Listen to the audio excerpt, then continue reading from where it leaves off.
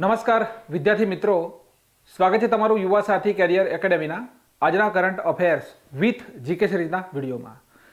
આજથી વિદ્યાર્થી મિત્રો 4 જાન્યુઆરી અને 4 જાન્યુઆરીના જે પણ મોસ્ટ આઈએમપી કરંટ અફેર્સના પ્રશ્નો જે બને છે તે પ્રશ્નોની આપણે માહિતી મેળવીશું। સાથે દરેક પ્રશ્ન રિલેટેડ કયો પ્રશ્ન પરીક્ષાની અંદર કઈ રીતે પૂછાશે તેની માહિતી આપણે વિડીયોની અંદર મેળવીશું। હવે કરંટ અફેર્સના જે પ્રશ્નો છે તે ડાયરેક્ટલી પૂછવામાં નથી આવતું કે મનુ ભાકરે ટોક્યો જે શું કહેવાય કે પેરિસ ઓલિમ્પિકની અંદર કયો મેડલ જીત્યો હતો, આવો ડાયરેક્ટ પ્રશ્ન નથી પૂછવામાં આવતો, પણ કરંટ અફેર્સની જે ડિટેલ હોય એ ડિટેલની અંદરથી પ્રશ્ન પૂછવામાં આવે છે। એસટીઆઈની પેપરની અંદર તમે કરંટ અફેર્સના પ્રશ્નો જોયા હોય તો એની અંદર જોજો, ડિટેલની અંદરથી પ્રશ્ન પૂછવામાં આવી રહ્યા છે। તો કરંટ અફેર્સ કમ્પ્લીટ મેથડથી કરવું પડશે જો આવનારી પરીક્ષાઓની અંદર આપણે પાસ થવું હશે તો। આજે છે 4 જાન્યુઆરી અને મોસ્ટ આઈએમપી જે પણ મહત્વપૂર્ણ 15 પ્રશ્નોની માહિતી આપણે આ વિડીયોની અંદર મેળવવાની છે। વિડીયોની સાથે સાથે જે પણ મહત્વપૂર્ણ જીકે હશે તેની પણ ચર્ચા કરીશું। આજનો આપણો પહેલો પ્રશ્ન છે કે યુઆઈડીએઆઈ એટલે કે unique identification authority of India, unique identification authority of India એનું ફૂલ ફોર્મ છે, બરોબર? તો એના નવા સીઈઓ કોણ બન્યા છે? સીઈઓ એટલે કે ચીફ એક્ઝિક્યુટિવ ઓફિસર। તો ઓપ્શન અહીંયા તમે જોઈ શકો છો, આ 4 વ્યક્તિઓ જે છે તેમની નિયુક્તિ હાલમાં જ થયેલી છે, બરાબર? તો અહીંયા આપણો કરેક્ટ આન્સર એ છે કે ભાઈ ભુવનેશ કુમાર જે છે તેમની નિયુક્તિ યુઆઈડીએઆઈના નવા સીઈઓ તરીકે કરવામાં આવેલી છે। હવે અહીંયા વી સુબ્રમણ્યમ છે, વિતુલ કુમાર છે અને કે સંજય મૂર્તિ છે। હવે કે સંજય મૂર્તિ તો એસટીઆઈની પરીક્ષાની અંદર આ પૂછાયેલું હતું કે સંજય મૂર્તિ કોણ છે ભાઈ? તો ભારત દેશના સીએજી છે। કોણ છે? કમ્પ્ટ્રોલર ઓડિટર જનરલ છે કે સંજય મૂર્તિ। હવે અહીંયા તમે જોઈ શકો છો કે આ યુઆઈડીએઆઈ નો સીધો સંબંધ કોની સાથે છે? તો આધાર કાર્ડ સાથે છે। કોની સાથે છે? તો આધાર કાર્ડના જે પણ પ્રશ્નો પરીક્ષામાં તમારે બને છે એ પ્રશ્નો આપણને યાદ રાખવાના છે, બરોબર? હવે પરીક્ષાની અંદર આધાર કાર્ડની સંખ્યાનો પ્રશ્ન પણ પૂછાયેલો છે કે તેની સંખ્યા કેટલી છે? તો આપણે એના ડિજિટ કેટલા છે? તો 12 ડિજિટમાં આધાર કાર્ડ હોય છે। કેટલા ડિજિટ હોય છે? તો 12 ડિજિટની અંદર આધાર કાર્ડ હોય છે, બરોબર? તેના નંબર કેટલા હોય છે? તો 12 હોય છે। હવે અહીંયા માહિતી જોઈએ કે જો અહીંયા તમે ઇમેજની અંદર જોઈ શકો છો, બરોબર? નિયુક્તિ કરવામાં આવેલી છે ભુવનેશ કુમારની યુઆઈડીએઆઈ એટલે કે unique identification authority of India. હવે તેઓ ભારત સરકારના ઇલેક્ટ્રોનિક્સ અને સૂચના મંત્રાલયના સચિવ પણ છે, આ બીજો પોઈન્ટ। ત્યાર પછી યુઆઈડીએઆઈની સ્થાપના ક્યારે થઈ હતી? તો તેની સ્થાપના 2009માં કેન્દ્ર સરકાર દ્વારા યોજના આયોગ અંતર્ગત કરવામાં આવી હતી। ભાઈ યોજના આયોગ અંતર્ગત કેમ કરવામાં આવી હતી? તો નીતિ આયોગની સ્થાપના ક્યારે થઈ હતી? તો યોજના આયોગની જગ્યા ઉપર નીતિ આયોગની સ્થાપના 2015ની અંદર કરવામાં આવી હતી અને હંમેશા તેના અધ્યક્ષ કોણ હોય છે? હંમેશા તેના અધ્યક્ષ હોય છે ભારત દેશના પીએમ, બરાબર? એટલે કે પ્રધાનમંત્રી। હવે વર્તમાનમાં કેન્દ્રીય ઇલેક્ટ્રોનિક્સ અને સૂચના મંત્રાલય અંતર્ગત યુઆઈડીએઆઈ આવે છે, બરાબર? પરીક્ષાની અંદર પૂછી પણ લે કે જે ભાઈ unique identification authority of India છે કયા મંત્રાલય અંતર્ગત આવે છે? તો કેન્દ્રીય ઇલેક્ટ્રોનિક્સ અને સૂચના મંત્રાલય અંતર્ગત તે આવે છે। હવે તેના પહેલા અધ્યક્ષ કોણ હતા? તો તેના પહેલા અધ્યક્ષ કોણ હતા? નંદન નીલકણી હતા। હવે તમને એવું પૂછી લે પરીક્ષાની અંદર, એવું ના પૂછે કે તેના અધ્યક્ષ કોણ હતા, પણ એવું પૂછી લે કે આધાર કાર્ડના જનક કોણ હતા, તો એ જગ્યા ઉપર પણ તમારો જવાબ આવશે નંદન નીલકણી। ક્લિયર છે? હવે આધાર કાર્ડની સંખ્યા તો 12 ડિજિટ હોય છે, આપણે જોઈ ચૂક્યા કેટલા હોય છે? 12 ડિજિટ હોય, યાદ રાખજો। હવે અહીંયા જુઓ, આ એક વિરામ સુબ્રમણ્યમ નેશનલ હ્યુમન રાઇટ કમિશનના અધ્યક્ષ બન્યા। ભાઈ નેશનલ હ્યુમન રાઇટ કમિશન, બરોબર? નેશનલ હ્યુમન રાઇટ જે કમિશન છે, બરોબર? હ્યુમન રાઇટ કમિશનના અધ્યક્ષ કોણ બન્યા? તો તે બન્યા છે વી સુબ્રમણ્યમ। લાસ્ટમાં કે સંજય મૂર્તિ જોયું। હવે અહીંયા વિતુલ કુમાર, આપણે 2 દિવસ પહેલા તેમની નિયુક્તિ 2 દિવસ પહેલા આપણે વિતુલ કુમારની નિયુક્તિ આપણે ભણ્યા હતા, બરોબર? તો વિતુલ કુમાર શું બન્યા છે? તો સીઆરપીએફ સેન્ટ્રલ રિઝર્વ જે પોલીસ ફોર્સ જે છે તેના તેઓ મહાનિર્દેશક બન્યા છે। તો આ 4 નિયુક્તિ અત્યારે તમારી સમક્ષ છે, બરોબર? યાદ કરી લેજો। અહીંયા આવશે યુઆઈડીએઆઈ। તો આ 4 નિયુક્તિ હમણાં જ થયેલી છે, લગભગ 10 દિવસની અંદર આ 4 નિયુક્તિ કરવામાં આવેલી છે। તો આવનારી પરીક્ષા માટે આપણા માટે મહત્વપૂર્ણ છે। હવે આટલી સુધીની માહિતી મેળવી લીધી, બરોબર. આપણે આ કે સંજય મૂર્તિ તો ભારત દેશના CAG બન્યા છે, ક્લિયર. હવે અહીંયા જુઓ કે unique identification authority of India UIDAI ની રચના 2009માં થઈ હતી. નંદન નીલકણીને તેના પ્રથમ પ્રમુખ તરીકે નિયુક્ત કરવામાં આવ્યા હતા. દેશમાં પ્રથમ આધાર કાર્ડ 28મી જાન્યુઆરી 2009ના રોજ લોન્ચ કરવામાં આવ્યું હતું. આધાર પ્રોજેક્ટમાં પ્રથમ આધાર કાર્ડ એક મરાઠી મહિલાનું બન્યું હતું. પરીક્ષામાં આ પણ પૂછી લે ભાઈ કે ભારત દેશમાં પ્રથમ આધાર કાર્ડ કોનું બન્યું હતું, તો આ એક મરાઠી મહિલા છે, બરાબર. તેમનું નામ રંजना સોનાવને છે. શું નામ છે? મહારાષ્ટ્રના છે. કયા રાજ્યની અંદર લોન્ચ થયું પ્રથમ આધાર કાર્ડ? તો મહારાષ્ટ્રની અંદર. અને નામ પૂછી લે બેનનું, તો તેમનું નામ છે રંजना સોનાવને, કે જેમનું આધાર કાર્ડ લોન્ચ થયું. રંजना સોનાવને ઉત્તર મહારાષ્ટ્રના ટેમ્ભલા ગામના રહેવાસી છે, બરાબર. હવે અહીંયા તમને પરીક્ષાની અંદર એમ પૂછી લે કે ભારત દેશની અંદર સૌથી વધુ આધાર કાર્ડ કયા રાજ્યના છે, તો તમારે આ પોઈન્ટ યાદ રાખવાનો છે. 19 કરોડ કઈ જગ્યાએ છે ભાઈ? 19,95,81,477 ઉત્તર પ્રદેશ. અને એવું પૂછી લે કે સૌથી ઓછા આધાર કાર્ડ કોના છે, તો લક્ષદ્વીપના છે. કેટલા છે? માત્ર 64,000. કેટલા છે? ફક્ત 64,000. પ્રશ્ન કયા બનશે પરીક્ષાની અંદર ભાઈ?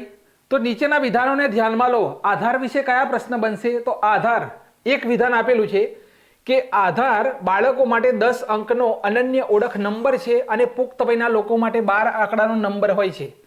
આ પહેલું વિધાન છે આપણું.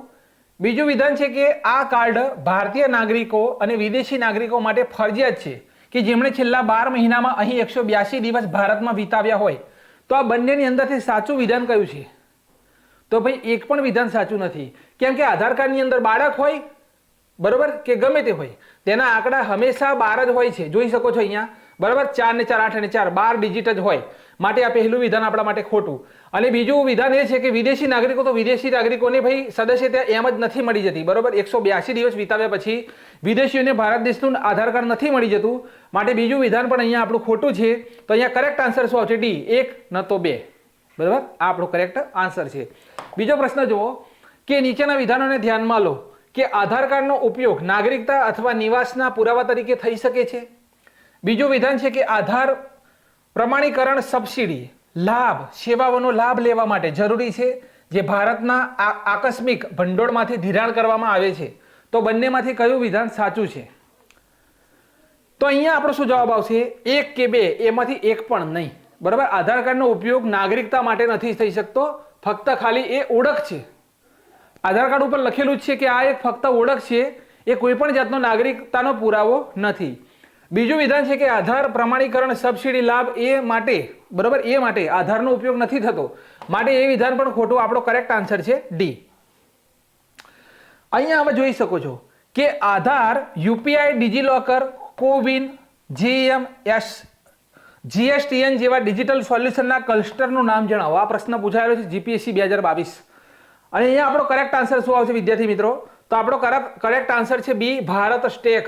આ બધાનું જે ક્લસ્ટર જે છે, ક્લસ્ટર, તેનું પૂરું નામ, તેનું શું કહેવાય, ક્લસ્ટર શું છે? તો આપણો કરેક્ટ આન્સર છે ભારત સ્ટેક. ક્લિયર છે? તો આધાર કાર્ડ વિશેની આટલી માહિતી તમે યાદ રાખજો. સેકન્ડ પ્રશ્ન જોઈએ પહેલા તમે અહીંયા સ્ક્રીન ઉપર જોઈ શકો છો કે યુવા સારથી એકેડેમી દ્વારા એક શબ્દ ભંડોળ ગુજરાતી વ્યાકરણની બુક લોન્ચ કરવામાં આવેલી છે, જે પણ દૂર દરાજ ગુજરાતના જુદા જુદા એરિયાની અંદર ગરીબ વિદ્યાર્થીઓ જે તૈયારી કરે છે, બરાબર, 400 રૂપિયાની બુક ના ખરીદી શકતા હોય તો તેમના માટે અમે આ એક ફક્ત 49ની અંદર 6 મહિનાની વેલિડિટી સાથે આ બુક લોન્ચ કરવામાં આવેલી છે. તે 3 મહિના સુધી એ બુકને તે રીડ કરી શકે છે, 3 મહિના સુધી. બીજા નંબરે જુઓ અહીંયા છે કોન્સ્ટેબલ અને PSI માટે સ્પેશિયલ ઈ બુક છે. અહીંયા વિદ્યાર્થીઓને ફાયદો શું? તો ભૂગોળ અને ગુજરાતના જિલ્લાના 2800 પ્રશ્નોનો સંગ્રહ છે અને પાછું સંપૂર્ણ માહિતી પણ છે. તો વિદ્યાર્થીઓને આ ગુજરાતના જિલ્લાની બુકમાં ઘણો બધો ફાયદો થઈ રહ્યો છે કે ભાઈ આ ઈ બુકની કિંમત પણ ફક્ત 49 રૂપિયા રાખવામાં આવેલી છે 3 મહિનાની વેલિડિટી સાથે. ત્યાર પછી GCERT, NCERT યુવા સારથીનું આ જબરજસ્ત ફેકલ્ટીઓનું સંશોધન છે આ જગ્યા ઉપર કે ગુજરાતનો અને ભારતનો ઇતિહાસ NCERT, GCERT મુજબ બનાવવામાં આવેલ છે. કેટલા? 5000 પ્રશ્નો છે. આ 5000 પ્રશ્નો તમે કરો છો તો એની અંદરથી આવનારી જે કોન્સ્ટેબલની પરીક્ષા છે એની અંદર તમને પૂરો સપોર્ટ મળશે. અને લાસ્ટમાં આપણું કરંટ અફેર્સ છે.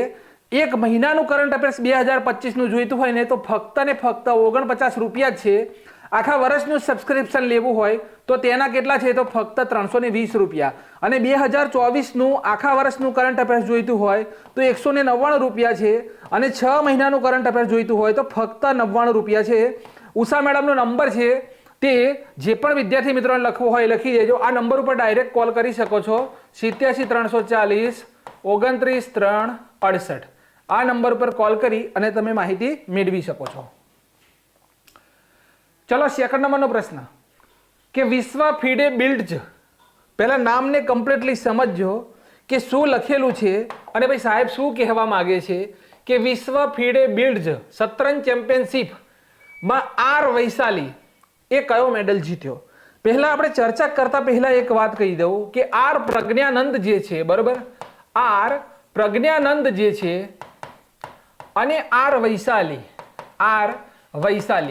આ બે સગા ભાઈ બહેન છે અને વિશ્વની અંદર આ ભારત દેશની એકમાત્ર એવી શતરંજની અંદર જોડી છે કે જે ભાઈ અને બહેન છે, બરોબર. કદાચ પરીક્ષામાં પૂછી લે. આ ભાઈ બહેનની વિશ્વની આ પ્રથમ જોડી છે શતરંજની અંદર. હવે આપણે આગળ મુદ્દા તરફ જઈએ કે તેમણે કયો મેડલ જીત્યો. તો અહીંયા કરેક્ટ આન્સર શું છે આપણો કે ભાઈ આર વૈશાલી જે છે તેમણે બ્રોન્ઝ મેડલ જીત્યો છે. કયો મેડલ જીત્યો છે? તો તેમણે બ્રોન્ઝ મેડલ જીત્યો છે. પોઈન્ટ તરફ જઈએ તો ભારત દેશના આર વૈશાલીએ 2024માં ફીડે વિશ્વ બિલ્ડ્સ શતરંજ ચેમ્પિયનશિપમાં બ્રોન્ઝ મેડલ જીત્યો છે. આયોજન ક્યાં થયું ભાઈ? તો ન્યુયોર્ક શહેર, સંયુક્ત રાજ્ય અમેરિકાની અંદર. હવે 2 દિવસ પહેલા આપણે એક પોઈન્ટ ભણ્યા હતા કે કોનેરુ હમ્પીએ 2024 વિશ્વ રેપિડ ચેમ્પિયનશિપમાં મહિલા વર્ગમાં ગોલ્ડ મેડલ જીત્યો છે. હવે ભારતના પ્રથમ ગ્રાન્ડ માસ્ટર કોણ હતા? તો વિશ્વનાથ આનંદ, બરાબર. તેમની બુકનું નામ શું છે? તો માઇન્ડ માસ્ટર. 1991માં પ્રથમ રાજીવ ગાંધી ખેલ રત્ન એવોર્ડ તેમને મળ્યો હતો. ત્યાર પછી પ્રથમ મહિલા ગ્રાન્ડ માસ્ટર કોણ છે? તો તેમનું નામ છે એસ વિજયલક્ષ્મી. ત્યાર પછી વિશ્વ ચેસ દિવસ આપણે ક્યારે ઉજવીએ છીએ? તો 20મી જુલાઈના દિવસે. ભારતની પહેલી ચેસ એકેડેમી કઈ જગ્યાએ બનવા જઈ રહી છે? તો તે બનશે ભુવનેશ્વરની અંદર. હવે અહીંયા જુઓ, વુમન્સ વર્લ્ડ રેપિડ ચેસ ચેમ્પિયનશિપનું આયોજન થયું હતું 2024, બરોબર. 2 વખત ખિતાબ જીતનાર કોનેરુ હમ્પી પ્રથમ ભારતીય મહિલા બન્યા છે, બરોબર.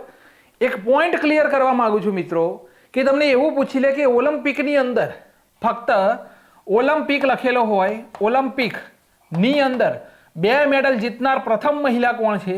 તો આ જગ્યા ઉપર પીવી સિંધુ આવશે. નોંધ કરજો, પહેલા શાંતિથી સાંભળજો. આ જગ્યા ઉપર પીવી સિંધુ આવશે. ઓલિમ્પિકની અંદર 2 મેડલ જીતનાર, બરોબર, તો પીવી સિંધુ આવશે. પણ અહીંયા શબ્દનો પ્રયોગ થાય કે એક જ ઓલિમ્પિકમાં 2 મેડલ જીતનાર મહિલા કોણ? ત્યારે આપણો જવાબ આવશે મનુ ભાકર. શું જવાબ આવશે? ત્યારે આપણો જવાબ આવશે મનુ ભાકર. આવા કન્ફ્યુઝન પોઈન્ટને સમજજો કે ફક્ત ઓલિમ્પિક લખ્યું હોય તો ભાઈ જે પીવી સિંધુ જે છે ટોક્યો ઓલિમ્પિક અને 2016નો રિયો ઓલિમ્પિક એની અંદર તેઓ મેડલ જીતેલા છે. એટલે ઓલિમ્પિકની અંદર 2 મેડલ જીતનાર પીવી સિંધુ પ્રથમ ભારતીય મહિલા હતી.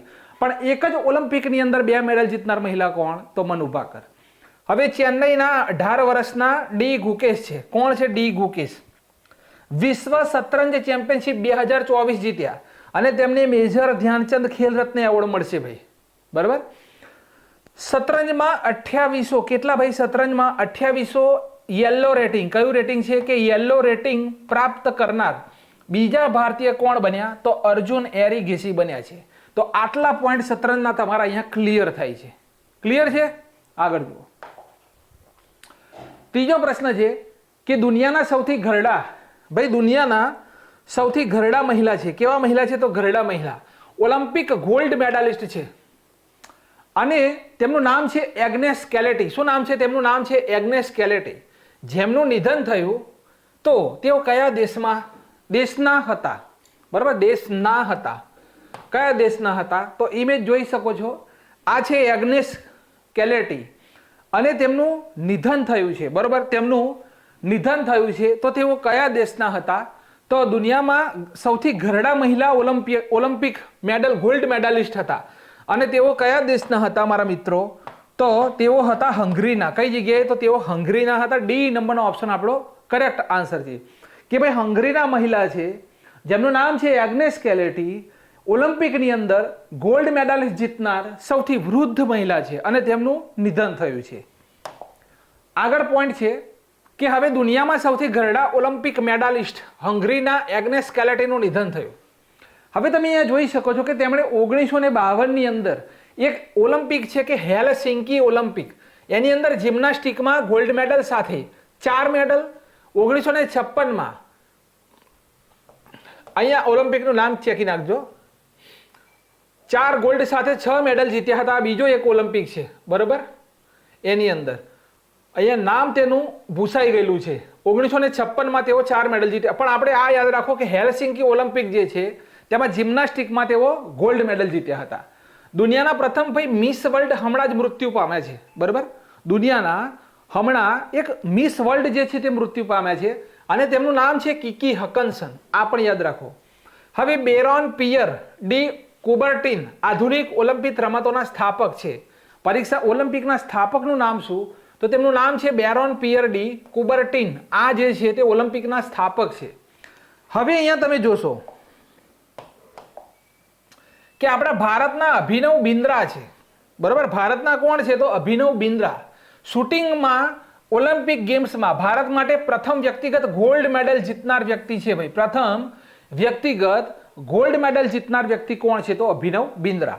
પેરિસ 2024 ફ્રીજ, અહીંયા જે આ તમે ઇમેજ જોઈ શકો છો, આ મેસ્કોટ છે, બરોબર. આ નાની ફ્રીજિયન ટોપીઓ પેરિસ 2024નો મેસ્કોટ છે. ભારતે 1920ની અંદર ઓલિમ્પિકમાં તેની પ્રથમ ટુકડી મોકલી હતી. ભારતે સૌપ્રથમ 1920માં સમર ઓલિમ્પિક ગેમ્સમાં ટીમ મોકલી હતી. આ નોંધ કરી લેજો. હવે જુઓ, આફ્રિકા, એશિયા, ઓસ્ટ્રેલિયા, અમેરિકા અને યુરોપ, આ 5 રીંગો ભાઈ સાહેબ જે આપવામાં આવેલી છે, આ 5 રીંગો જે સાહેબ આપવામાં આવેલી છે, આ ઓલિમ્પિકનો લોગો છે. અને આ લોગો કોને પ્રેઝન્ટ કરે છે? તો 5 મહાદ્વીપ, એક તો આફ્રિકા, એશિયા, ઓસ્ટ્રેલિયા, અમેરિકા અને યુરોપ, આ વિશ્વના 5 જે મહાદ્વીપ છે તેને પ્રેઝન્ટ કરે છે, બરાબર. અને આ લોગો છે કોને ડિઝાઇન કર્યો હતો? તો ઓલિમ્પિકના સ્થાપક જે છે પિયર ડી કુબર્ટિન જે છે તેમણે જ આ લોગોને ડિઝાઇન કરેલો છે. હવે ભારત દેશની પ્રથમ મહિલા ઓલિમ્પિયકનું નામ જણાવો, બરાબર. ભારતની પ્રથમ, તો તેનું નામ છે મેરી લીલા રાવ. જન્મ 1940માં થયેલો છે. ઓલિમ્પિક ગેમ્સમાં ભાગ લેનારી પ્રથમ ભારતીય મહિલા છે. ખાસ પોઈન્ટ નોટ કરવાનો, ડાયરેક્ટ જીકેની દ્રષ્ટિએ પ્રશ્ન પૂછી શકે છે કે ભારતની પ્રથમ ઓલિમ્પિયન મહિલાનું નામ જણાવો. તો તેનું નામ છે મેરી લીલા રાવ. શું નામ છે તેનું? નામ છે મેરી લીલા રાવ. ઓલિમ્પિક ગેમ્સમાં ભાગ લેનારી પ્રથમ ભારતીય મહિલા છે. તો આટલો મુદ્દો અહીંયા ક્લિયર કરીને વધીએ આગળ ચોથા પ્રશ્ન તરફ. હવે સંસ્કૃતિ મહોત્સવ 2024 ક્યાં ઉજવાયો? ભાઈ કયો મહોત્સવ છે? તો સાહેબ સંસ્કૃતિ મહોત્સવ છે. અને ક્યાં ઉજવાયો? તો અહીંયા આપણો કરેક્ટ આન્સર શું છે? કરેક્ટ આન્સર આપણો છે કે ભાઈ આ સંસ્કૃતિ મહોત્સવની ઉજવણી તો યુપીમાં થઈ છે, બરાબર. એ નંબરનો ઓપ્શન આપણો કરેક્ટ આન્સર છે. અહીંયા ઇમેજમાં જોઈ શકો છો તમે કે ઉત્તર પ્રદેશની અંદર સંસ્કૃતિ મહોત્સવની ઉજવણી થઈ. તો તેના પોઈન્ટ કયા છે? તો અહીંયા જુઓ, ઉત્તર પ્રદેશમાં સંસ્કૃતિ મહોત્સવનું આયોજન થયું. કઈ જગ્યાએ? તો ઉત્તર પ્રદેશની અંદર. ઉદ્દેશ્ય છે કે કલા અને સંગીતમાં પ્રતિમાઓની શોધ કરવી. પ્રતિમાઓ એટલે એવા માણસોની શોધ કરવી કલા ક્ષેત્રે જે એમના અંદરથી જે કલા છુપાઈ રહેલી હોય અને એ કલાને જે બહાર કાઢી ના શકતા હોય એવા જે માણસો છે તેમની શોધ કરવી, આનો મુખ્ય ઉદ્દેશ્ય. થીમ રાખવામાં આવેલી છે ઉત્તર પ્રદેશ પર્વ હમારી સંસ્કૃતિ હમારી પહેચાન. આ થીમ રાખવામાં આવેલી છે. હવે જુઓ કે રાષ્ટ્રીય સંસ્કૃતિ મહોત્સવની ભાઈ વાત કરી લે તો આયોજન કોણ કરે છે? તો સંસ્કૃતિ મંત્રાલય. હવે 2024માં ક્યાં આયોજન થયું? તો હૈદરાબાદની અંદર. અને 2023માં ભાઈ ક્યાં આયોજન થયું? તો મુંબઈની અંદર. ક્લિયર છે? હવે જુઓ, આ એક બન્ની મહોત્સવ, બન્નીનું નામ સાંભળીને ગુજરાત ટીક ના કરી દેતા. બન્ની ઉત્સવ ક્યાંનો છે ભાઈ? તો આંધ્રપ્રદેશનો છે.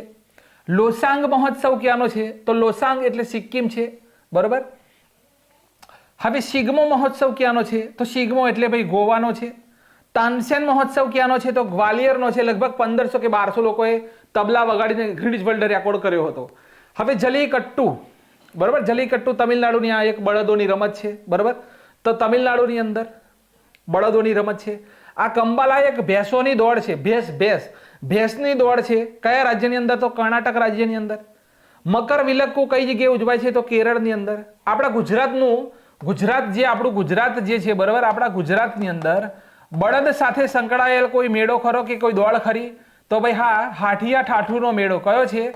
તો હાથિયા ઠાઠુનો મેળો છે ભાઈ, વાલમ વિસનગર બરાબર, વાલમ વિસનગરની અંદર આ મેળો ભરાય છે. આ જગ્યા ઉપર પણ આવી દોડ ગાડા સહિત દોડ કરવામાં આવે છે, હાથિયા ઠાઠુ. હવે ઊંટ મહોત્સવ તો આ યોજાય છે બીકાનેરની અંદર, અને મરુ મહોત્સવ યોજાય છે જેસલમેરની અંદર, અને ખર્ચી પૂજા છે લાસ્ટમાં તો ત્રિપુરાની અંદર ઉજવણી થાય છે. ખર્ચી પૂજાની ઉજવણી ક્યાં થાય છે? તો ત્રિપુરાની અંદર ખર્ચી પૂજાની ઉજવણી થાય છે. પ્રશ્ન નંબર સુપર ક્લાસ પ્રશ્ન કે વન પરિસ્થિતિ તંત્રને ફોરેસ્ટ ઇકોસિસ્ટમ ને જીડીપી સાથે જોડનાર ભારતનું પ્રથમ રાજ્ય કયું બન્યું? તો અહીંયા તમે જોઈ શકો છો આ જે સિસ્ટમ બતાવવામાં આવી રહેલી છે આ ક્યાંની છે? તો ભાઈ આ છત્તીસગઢનું છે. કઈ જગ્યાનું છે? તો પાંચમા પ્રશ્નની અંદર આપણો કરેક્ટ આન્સર શું આવશે? તો આપણો કરેક્ટ આન્સર આવશે પાંચમાની અંદર છત્તીસગઢ. કયો આવશે? છત્તીસગઢ. તો વન પરિસ્થિતિ તંત્રને ફોરેસ્ટ ઇકોસિસ્ટમ સાથે જોડનાર બરોબર, જીડીપી સાથે જોડનાર ભારતનું પ્રથમ રાજ્ય કયું? તો છત્તીસગઢ. સમજો પૂરો ડિટેલ. તો જુઓ, છત્તીસગઢ દેશમાં જંગલોની ઇકોસિસ્ટમને ગ્રીન જીડીપી સાથે જોડનાર બરોબર, જોડનાર ભારતનું પ્રથમ રાજ્ય બન્યું છે. હવે એનો મતલબ શું ભાઈ? કે આ ભાઈ શું કહી રહ્યા છે સાહેબ? આનો મતલબ શું થાય? તો જંગલોથી મળનાર લાભ, ઉદાહરણ વાતાવરણને ઠંડુ રાખવો, માટીની ગુણવત્તા વધારવી, પાણીને સાફ રાખવું, વૃક્ષોની માવજત, આ તમામ સેવાઓનું મૂલ્યાંકન કરવામાં આવશે જેથી ભવિષ્યમાં યોજનાઓ સારી બની શકે. આ તમામ જે વસ્તુઓ છે એનું મૂલ્યાંકન કરવામાં આવશે જેથી ભવિષ્યમાં યોજનાઓ સારી બની શકે. હવે છત્તીસગઢ જે છે તે 44% વન ક્ષેત્રથી ઢંકાયેલું છે જે લોકોને આજીવિકાનો આધાર છે. ભારત દેશની અંદર ફોરેસ્ટની વાત કરો તો પ્રથમ નંબરે મધ્યપ્રદેશ છે અને બીજા નંબરે અરુણાચલ પ્રદેશ છે બરોબર. બીજા નંબરે કયું છે? તો એપી એટલે કે અરુણાચલ પ્રદેશ. હવે ભારતમાં ગ્રોસ એન્વાયરમેન્ટલ આઉટપુટ ઇન્ડેક્સ રજૂ કરનાર ભારતનું પ્રથમ રાજ્ય કયું છે? તો કેરળ. હવે છત્તીસગઢ રાજ્યના ધમતરી જિલ્લામાં આવેલ નાગરી દુબરાજ ચોખા જે છે તેને 2024ની અંદર જીઆઈ ટેગ આપવામાં આવ્યો હતો. બીજો પોઈન્ટ છે કે ઇન્દ્રાવતી નેશનલ પાર્ક આવેલો છે, કાંગેર ઘાટી નેશનલ પાર્ક આવેલો છે, ગુરુ ઘાસીદાસ નેશનલ પાર્ક આવેલો છે, અચાન કુમાર ટાઈગર રિઝર્વ આવેલો છે, ને ઇન્દ્રાવતી ટાઈગર રિઝર્વ આ છત્તીસગઢની અંદર આવેલ છે. લેમરૂ હાથી અભયારણ્ય કયું અભયારણ્ય? તો ભાઈ લેમરૂ હાથી અભયારણ્ય કઈ જગ્યાએ આવેલ છે? તો છત્તીસગઢમાં. હવે અહીંયા જો પંડવાની નૃત્ય છે એ છત્તીસગઢનું છે અને તેના પ્રથમ મહિલા કલાકાર કોણ છે? તો તેના પ્રથમ મહિલા કલાકાર છે તીજનબાઈ. કોણ છે? તીજનબાઈ. હવે જુઓ, ગેવરા કોલસાની ખીણ આવેલી છે છત્તીસગઢની અંદર. કઈ ખીણ આવેલી છે? તો ગેવરા. world.com દ્વારા રજૂ કરવામાં આવેલ રિપોર્ટ મુજબ વિશ્વની બીજી સૌથી મોટી કોલસાની ખીણ બની છે. પરીક્ષામાં પૂછી લે કે પ્રથમ નંબરે કઈ? તો અમેરિકાની છે બ્લેક થંડર. બીજી કઈ વિશ્વની અંદર? તો છત્તીસગઢની બરાબર, ગેવરા. પ્રથમ પૂછી લે તો અમેરિકાની છે બ્લેક થંડર. ક્લિયર? હવે જો પ્રશ્ન શું પૂછાશે? જોરદારનો સુપરવિઝન સુપર ક્લાસ પ્રશ્ન લઈને તમારી સમક્ષ ભાઈ હાજર થયો છું. વિડીયો ઉપર છો તો યાર પ્લીઝ આ મહેનત તમારા માટે કરી રહ્યો છું. સારું સારું મટીરિયલ ગોતીને લાવું છું. એ કરંટ અફેર્સની અંદર 15 પ્રશ્નો લખ્યા હોય, તમારા રોજના 20 પ્રશ્નો, એડવાન્સ લેવલ ઉપર તમારા 20 પ્રશ્નો હું ક્લિયર કરાવું છું. એક લાઈક કોમેન્ટ બને છે, કોમેન્ટ કરો. નીચે આપવામાં આવેલ વિધાનોને યોગ્ય રીતે તપાસો અને લખે છે કે ભાઈ સાચો જવાબ આપો. શું આપવાનું છે ભાઈ? તો નીચેના વિધાનોને તપાસો અને સાચો જવાબ આપો. શું સાચો જવાબ? લખે છે કે 2024નો દ્રોણાચાર્ય એવોર્ડ બરોબર, 2024નો ભાઈ દ્રોણાચાર્ય એવોર્ડ દીપાલી દેશપાંડેને મળ્યો છે. ભાઈ દીપાલી દેશપાંડેને મળ્યો? હા મળ્યો હતો. તો ક્લિયર છે, પહેલું સાચું. ચલો બીજું છે કે પ્રથમ દ્રોણાચાર્ય પુરસ્કાર વિજેતા કુસ્તીના કોચ ભાલચંદ્ર ભાસ્કર ભાગવત હતા. તો ભાઈ બીજું વિધાન શું છે? સાચું છે, કરેક્ટ છે બરોબર. બીજું વિધાન પણ આપણા માટે કરેક્ટ છે. ત્રીજું વિધાન છે કે દ્રોણાચાર્ય એવોર્ડમાં 20 લાખ રૂપિયા ઇનામ પેટે હોય છે. તો શું ભાઈ આ વિધાન સાચું છે? તો આ વિધાન રોંગ છે ભાઈ બરોબર. આ વિધાન રોંગ છે. પ્રથમ વખત દ્રોણાચાર્ય એવોર્ડ 1985માં આપવામાં આવ્યો હતો. તો આ પણ ભાઈ સાચું છે. તો આપણો કરેક્ટ આન્સર શું આવશે? 1, 2 અને 4 સી નંબરનો ઓપ્શન આપણો કરેક્ટ આન્સર છે. કયો આન્સર છે? સી નંબરનો ઓપ્શન આપણો કરેક્ટ આન્સર છે. આગળનો છઠ્ઠો પ્રશ્ન કે ભારતીય વાયુસેનાની પશ્ચિમી વાયુ કમાન્ડના પ્રમુખ કોણ બન્યા? તો પશ્ચિમ વાયુ કમાન્ડ, તો અહીંયા તમે જોઈ શકો છો અહીંયા ઇમેજની અંદર લખેલું છે કે એર માર્શલ જીતેન્દ્ર મિશ્રા, બરાબર, ચાર્જ IAF વેસ્ટર્ન એર. તો અહીંયા આપણો કરેક્ટ આન્સર શું છે? તો એ નંબરનો ઓપ્શન આપણો કરેક્ટ આન્સર છે કે ભાઈ જીતેન્દ્ર મિશ્રા જે છે તે ભારતીય વાયુસેનાની પશ્ચિમી વાયુ કમાન્ડના પ્રમુખ બનાવવામાં આવ્યા છે. હવે અહીંયા પ્રશ્નો કયા બનશે? તો જીતેન્દ્ર મિશ્રા ભારતની વાયુસેનાના પશ્ચિમી કમાન્ડના અધ્યક્ષ બન્યા. પશ્ચિમી કમાન્ડનું મુખ્ય મથક ક્યાં આવેલું છે? પોઈન્ટ નોંધ કરો કે તેનું મુખ્ય મથક આવેલું છે દિલ્હીની અંદર. હવે ભારતીય વાયુસેનાની સ્થાપના ક્યારે થયેલી છે? 1932માં. દર વર્ષે 8 ઓક્ટોબરે વાયુસેના દિવસ ઉજવાય છે. હવે એના અધ્યક્ષ કોણ છે? તો આ 2024માં જ બનેલા છે અમરપ્રીત સિંહ અને SP ધારકા વાયુસેનાના ઉપાધ્યક્ષ છે. બંને નામ નોંધ કરી લેજો. હવે કયા પ્રશ્નો બનશે તમારા માટે? તો જો નીચે આપવામાં આવેલ વાક્યમાંથી કયું મેચ નથી થતું કે પશ્ચિમી વાયુ કમાન જે છે તેનું મુખ્ય મથક દિલ્હીમાં આવેલું છે, તો મેં તમને લખાવ્યું ભાઈ હા સાચું છે આ પહેલું વિધાન. દક્ષિણ પશ્ચિમ વાયુ કમાન ગાંધીનગરમાં આવેલું છે, તો આ પણ કરેક્ટ છે કે ભાઈ હા ગાંધીનગરમાં આવેલું છે. પૂર્વ વાયુ કમાન શિલોંગ મેઘાલયની અંદર આવેલ છે, તો એ પણ સાચું છે, બરોબર, કરેક્ટ છે. ચોથું લખે છે કે પ્રશિક્ષણ કમાન અજમેરમાં આવેલું છે, તો આ વિધાન આપણા માટે મેચ નથી થતું. કેમ કે જે પ્રશિક્ષણ વિભાગ શું કહેવાય કે પ્રશિક્ષણ કમાન જે છે, પ્રશિક્ષણ કમાન, તો આ કઈ જગ્યાએ આવેલ છે? તો કર્ણાટકના બેંગલુરુની અંદર આવેલ છે. કઈ જગ્યાએ? કર્ણાટકના બેંગલુરુની અંદર આ આવેલું છે. માટે આપણું કયું વિધાન? ચોથું જરા પણ મેચ થતું નથી. આ 3 વિધાન સાચા છે. તો આવા પ્રશ્ન પરીક્ષામાં આવશે મારા મિત્રો, આવા પ્રશ્નો. ચલો 7મો પ્રશ્ન કે ભાઈ કયા રાજ્યમાં વન વિભાગ દ્વારા મહાભારત ઉપર આધારિત એક પાર્ક ડેવલપ કરવામાં આવ્યો? મહાભારત ઉપર આધારિત. તો અહીંયા જોઈ શકો છો ભીષ્મ પિતાની બાણ શૈયા ઉપર સૂતા છે, એવી જ રીતે આખો ડેવલપ કરવામાં આવેલો છે, આખો પાર્ક ડેવલપ કરવામાં આવેલો છે, બરોબર. અહીંયા રામ વાટિકા પણ બનાવવામાં આવેલી છે. આ જગ્યા ઉપર એક રામ વાટિકા પણ મારા મિત્રો બનાવવામાં આવેલી છે. અને અહીંયા તમે જોઈ શકો છો ભીષ્મ પિતા બાણ શૈયા ઉપર સૂતા છે. આવું આખી સીનરી આખા પાર્કની અંદર બનાવવામાં આવેલી છે. અને આ કામ કર્યું છે ઉત્તરાખંડ રાજ્ય. કોણે કર્યું છે? ઉત્તરાખંડ રાજ્ય. ચલો, ઉત્તરાખંડ વન વિભાગ દ્વારા હલ્દાનીમાં મહાભારત આધારિત ઉદ્યાન વિકસિત કરવામાં આવ્યું. આ પાર્કમાં રામાયણ વાટિકા પણ આવેલી છે. હવે વારે ઘડીએ આ 2000ની સાલની અંદર જે પણ સ્થાપના થયેલી છે એ પ્રશ્ન પૂછાય છે, તો તમારે નોંધ કરવાનું છે કે ભાઈ સ્થાપના તો 9 નવેમ્બર 2000ના રોજ સ્થાપના થયેલી હતી. પહેલા તેનું નામ હતું ઉત્તરાંચલ, બરોબર. ત્યાર પછી રાજધાની કઈ છે? તો દેહરાદૂન. રાજ્યપાલ કોણ છે? તો ગુરમીત સિંહ છે. અને મુખ્યમંત્રી કોણ છે? પુષ્કરસિંહ ધામી. વિધાનસભાની સીટો કેટલી છે? 70. રાજ્યસભાની કેટલી છે? 3. અને લોકસભાની કેટલી છે? 5. ક્લિયર છે આ પોઈન્ટ? હવે પ્રશ્ન શું બનશે? જુઓ, પ્રશ્ન આ બનશે કે વેલી ઓફ ફ્લાવર્સ નેશનલ પાર્ક કઈ જગ્યાએ આવેલ છે જે યુનેસ્કોની વર્લ્ડ હેરિટેજ સાઇટ છે? તો આ આવેલ છે ઉત્તરાખંડની અંદર. કઈ જગ્યાએ આવેલ છે? તો આ આવેલ છે ઉત્તરાખંડની અંદર. બીજું લખેલું છે કે નંદા દેવી, બરોબર. નંદા દેવી ભારતનું બીજું સૌથી ઊંચું શિખર છે. પહેલું કયું છે? તો કંચનજંગા. કયું છે? કંચનજંગા. કઈ જગ્યાએ આવેલ છે ભાઈ? તો સિક્કિમની અંદર આવેલ છે. કઈ જગ્યાએ આવેલ છે? કંચનજંગા સિક્કિમની અંદર. હવે અહીંયા જોઈ શકો છો 8000 મીટરથી ઉપર તેની હાઈટ છે, બરાબર. નંદા દેવી પર્વત ભારતનું બીજું સૌથી ઊંચું શિખર છે. ક્યાં આવેલું છે? તો ઉત્તરાખંડ. ક્યાં આવેલું છે? તો ઉત્તરાખંડ. આ 2 પ્રશ્નો પરીક્ષાની અંદર બનશે. ક્લિયર છે? જોઈએ આગળ.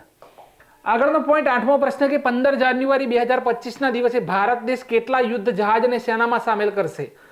તો આ ફોટો ખોટો છે. પેલી સ્લાઇડનો ફોટો અહીંયા આવી ગયો છે, બરાબર. તો 15 જાન્યુઆરી 2025ના દિવસે ભારત કેટલા?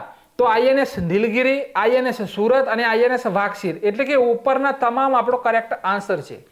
તો 15મી જાન્યુઆરીએ આર્મી દિવસ હોય છે. અને આ દિવસે તમે જોઈ શકો છો કેટલા યુદ્ધ જહાજ સેનામાં સામેલ કરશે? તો નીલગિરી, સુરત અને વાઘશીર, 3 હવે સમજો, તો ઉપરના તમામ યુદ્ધ જહાજને 15 જાન્યુઆરી 2025 ભારતીય વાયુસેનામાં ભારતીય સેનામાં સામેલ કરવામાં આવશે.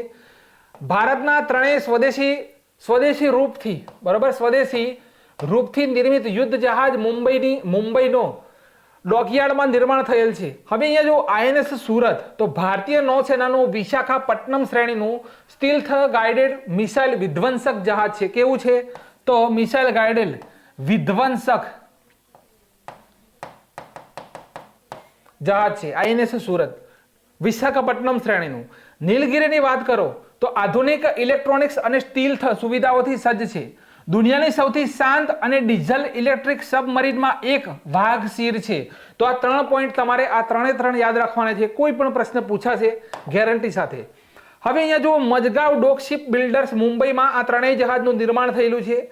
ભારતીય સેનાએ 2024 ને નેવલ સિવિલિયન્સ વર્ષ જાહેર કર્યું છે ભારતીય સેનાએ. હવે અદાણી ડિફેન્સ દ્વારા સમુદ્રની રક્ષા માટે ભારતીય નૌસેનાને દ્રષ્ટિ 10 નામના ડ્રોન આપવામાં આવેલા છે. કોના દ્વારા? અદાણી ડિફેન્સ દ્વારા. તો આ પ્રશ્ન અહીંયાથી પરીક્ષાની અંદર બનશે. આગળના પોઈન્ટ તરફ જઈએ તો જુઓ, ભારતનું સૌથી મોટું વહાણ કયું છે ભાઈ? સૌથી મોટું જહાજ કયું છે ભારતનું? ઇમેજની અંદર જોઈ શકો છો. તો સૌથી મોટું કન્ટેનર જહાજ ભારતમાં તો MSC અન્ના એક પ્રભાવશાળી જહાજ છે. તેની કુલ લંબાઈ 399.98 મીટર, લગભગ 4 ફૂટબોલના ક્ષેત્રો જેટલી છે. 4 ફૂટબોલના મેદાન, 19,220 ફૂટ સમકક્ષ એકમો અને આશ્ચર્યજનક ક્ષમતા ધરાવે છે. તો ભાઈ અહીંયા તમે જોઈ શકો છો, તેનું નામ છે MSC અન્ના. ત્યાર પછી વિશ્વનું સૌથી મોટું જહાજ કયું છે? તો વિશ્વનું સૌથી મોટું cruise icon of the seas રેડિસ ટાઇટેનિક છે. બરાબર, તે એક સાથે 5,610 મુસાફરો, 2350 ક્રૂ મેમ્બર સમાવી શકે છે. તમને જણાવી દઈએ કે આઇકોન ઓફ ધ સીજ ક્રૂઝ લગભગ $2 અબજ ખર્ચે બનેલું છે. અહીંયા ઇમેજમાં તમે જોઈ શકો છો, આ જહાજ છે. ભારતમાં આવનારું પ્રથમ વહાણ કયું હતું? તો રેડ ડ્રેગન ભારતમાં આવનાર પ્રથમ બ્રિટિશ જહાજ હતું. પરીક્ષાને નોંધ કરી લેજો. હવે જો અરિહંત વર્ગની વાત કરી લઈએ. અરિહંત વર્ગ શું છે? અરિહંત વર્ગ તો બેલાસ્ટિક મિસાઇલ સબમરીન SSBN એટલે કે અરિહંત વર્ગ. હવે 6,000 ટનની પ્રથમ ભારતીય મૂળની પરમાણુ સબમરીન છે. અહીંયા તમે ઇમેજ મૂકવામાં આવેલો છે, જોઈ શકો છો કે INS અરિહંત શું છે? તો ભાઈ સ્વદેશી મૂળની પરમાણુ, ભારતની પ્રથમ પરમાણુ સબમરીનનું નામ જણાવો. તો તેનું નામ છે અરિહંત.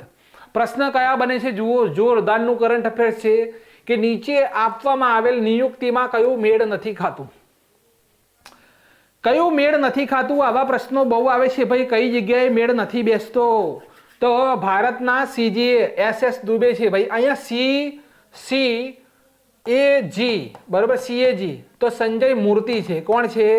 સંજય મૂર્તિ છે. CAG કમ્પ્ટ્રોલર ઓડિટર જનરલ એટલે કોણ છે? તો સંજય મૂર્તિ. STIમાં આવ્યું હતું, પણ અહીંયા લખે છે CGA કમ્પ્ટ્રોલર જનરલ એકાઉન્ટ. તો એ જગ્યા ઉપર SS દુબે છે.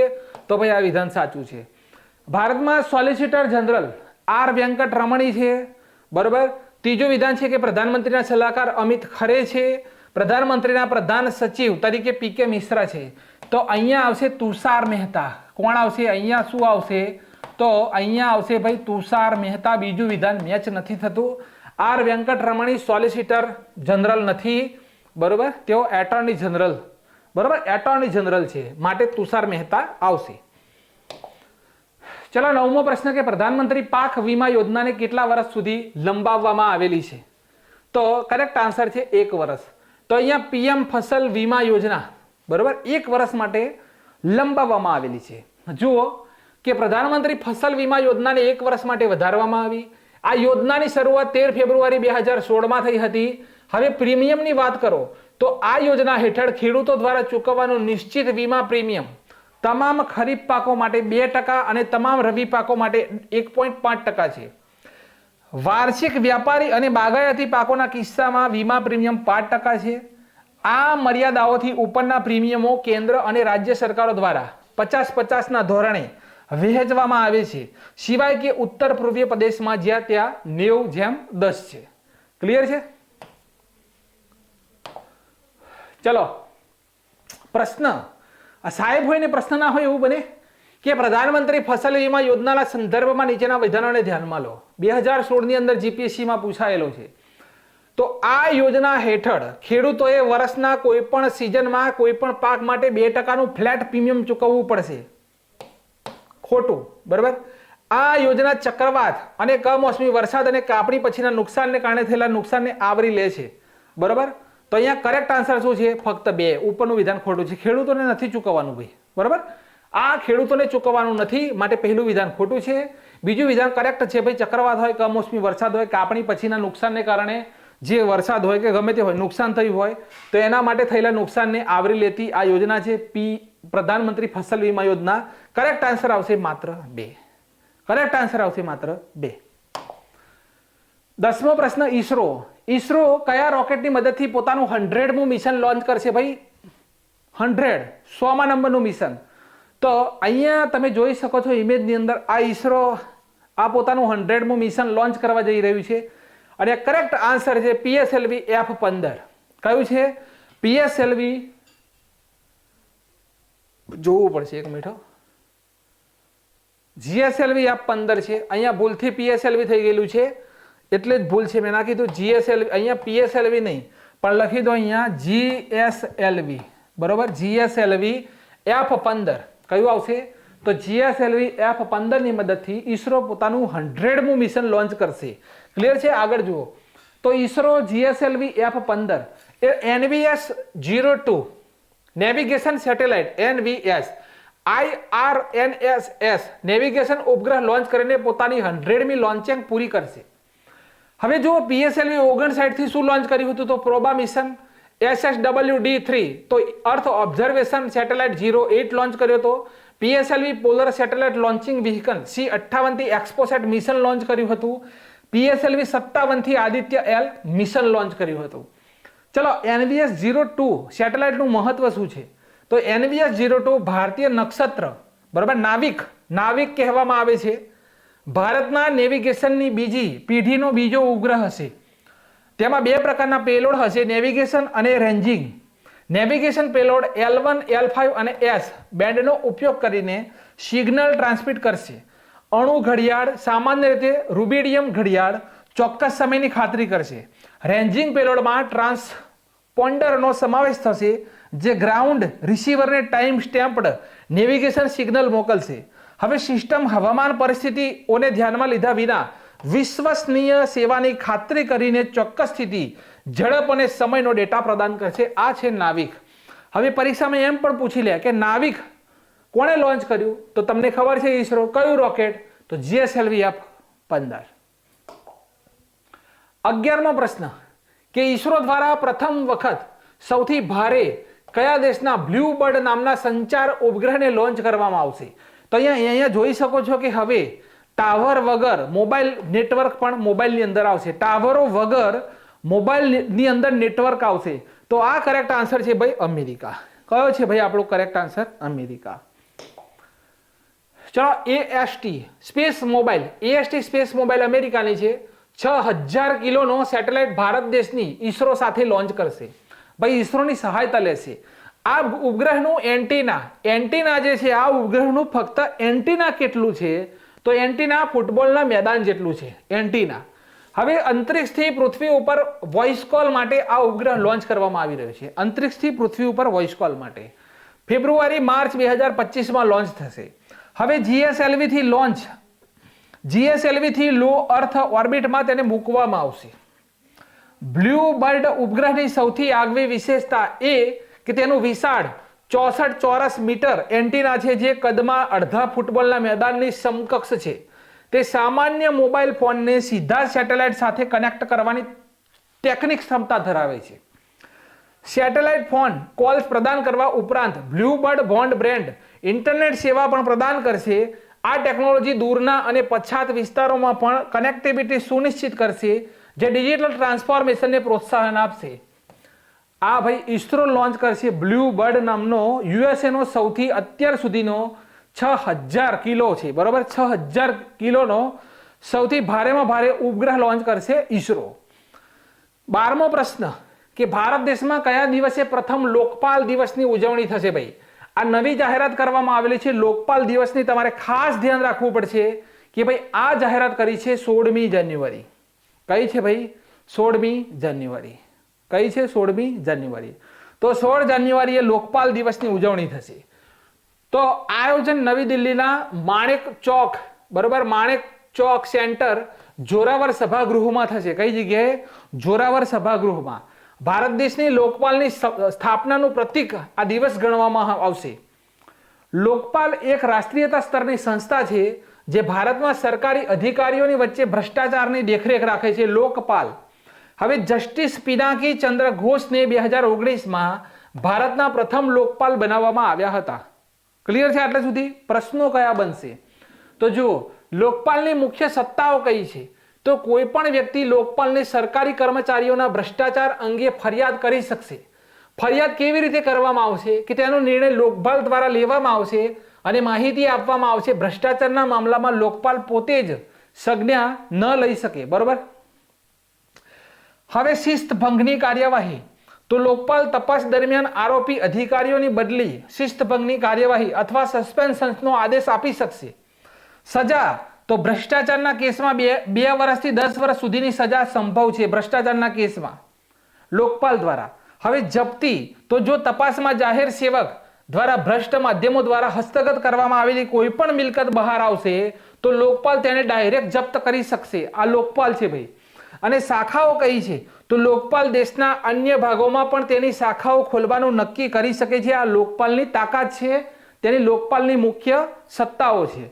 આગળનો પોઈન્ટ છે કે અહીંયા વિશ્વના પ્રથમ લોકપાલની રચના કોણે કરી હતી? તો 1809 ની અંદર ભાઈ કોણે કરી હતી? તો સ્વીડનમાં થઈ હતી. સ્વીડન સહિત વિશ્વના અન્ય દેશોમાં લોકપાલને ઓમ્બડસમેન તરીકે ઓળખવામાં આવે છે. ઓમ્બડસમેન, બરાબર. લોકપાલને ઓમ્બડસમેન તરીકે ઓળખવામાં આવે છે. હવે લોકપાલનો જે ખ્યાલ જે છે તે 1963માં અસ્તિત્વમાં આવ્યો.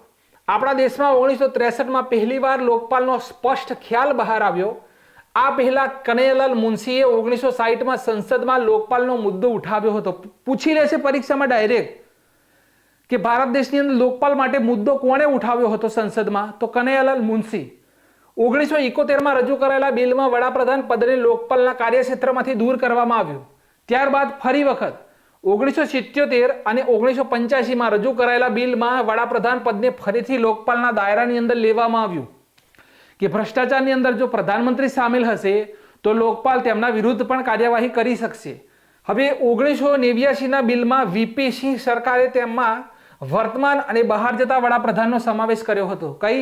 તો વીપી સિંહ સરકાર. 1996ની અંદર એચડી દેવગૌડા, 1998 અને 2001માં દેવગૌડા અને ત્યાર પછીની ભાજપ સરકારે આ બિલમાં વડાપ્રધાન પદનો સમાવેશ કર્યો હતો. જો કે ત્યાં સુધી આ બિલના દાયરામાં સિવિલ સેવકો અને નોકરશાહો સમાવેશ કરવામાં આવ્યો ન હતો.